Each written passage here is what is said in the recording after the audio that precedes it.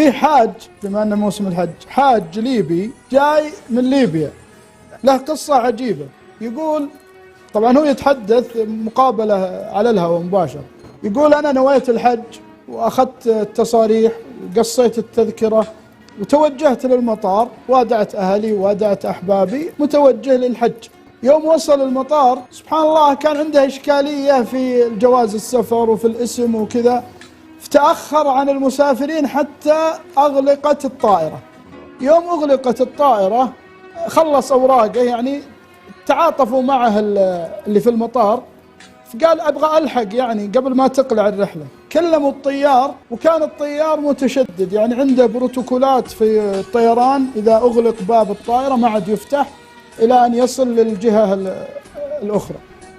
حاولوا في الطيار، قال والله أعتذر اسمحوا لي. المهم أقلعت الطائرة، الرجال جلس في المطار. طبعا الرحلات الدولية ما تجي ورا بعض زي عندنا الداخلي، ما عاد فيه إلا الظاهر بعد يومين أو 3 أيام. فقالوا له الموظفين، قال والله يعوضك خير، رح بيتك يعني وشوف لك رحلة بعد 2 3 أو الله يعوضك خير يعني.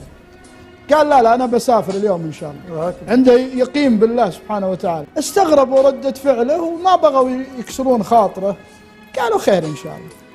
والله شوي يوم أقلعت الرحلة جاء خلل في الطائرة، واضطر الطيار أنه يرجع للمطار. رجع للمطار، أصلحوا الخلل، كلموا الطيار قالوا تسمح له المسافر يركب؟ قال لا أبدا، البروتوكول يقول كذا وما أقدر أدخل أحد في الطيارة. أقلعت الطيارة، قالوا له يا حاج روح بيتكم، قال لا أنا اليوم بمشي بإذن الله. طبعا أكيد أن هذه الفترة تخللها دعاء وإلحاح على الله أكيد، يعني ولا نشك في هذا الشيء.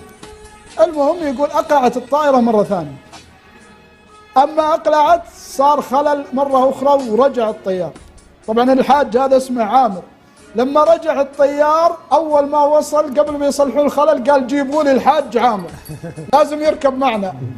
أتوقع يعني أن السبب في رجوعنا مرتين أن هذا الحاج لازم يركب معنا، وركب معهم في الطيارة ولله الحمد وصل المشاعر المقدسة، وهو الآن في مكة. وأجريت مع هذه المقابلات، يعني كان يتكلم عن اليقين بالله سبحانه وتعالى، يقول أنا كنت متأكد وواثق في الله سبحانه وتعالى أني نويت الحج وبحج هذه السنة، ووصل للمشاعر المقدسة، ونسأل الله أن يتقبل منه ومن الحجاج حجهم.